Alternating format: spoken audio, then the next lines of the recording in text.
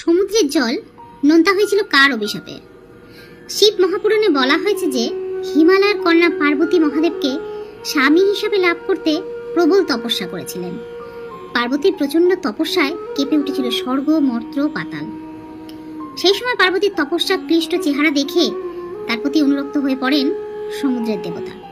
তিনি পার্বতীকে বিয়ের প্রস্তাব দেন, কিন্তু পার্বতী তখন মহাদেবকেই নিজের স্বামী বলে মেনে নিয়ে তার চরণে হৃদয় অর্পণ করেছেন। পার্বতী সমুদ্রদেবকে প্রত্যাখ্যান করলে রেগে গিয়ে সমুদ্রদেব মহাদেবের উদ্দেশ্যে কটু শব্দ ব্যবহার করেন।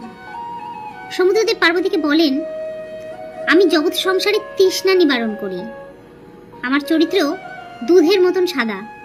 শিবের মধ্যে এমন কি আছে যা আমার মধ্যে নেই?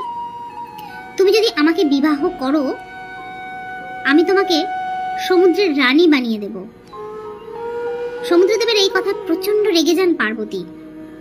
তখন তিনি সমুদ্রে দেবকে অভিশাপ দেন যে তার জল আর দুধের মতন সাদা ও মিষ্টি থাকবে না। ধর্মীয় বিশ্বাস অনুসারে সেই থেকে নোনতা ও পান করার অনুপযোগী হয়ে যায় সমুদ্রে।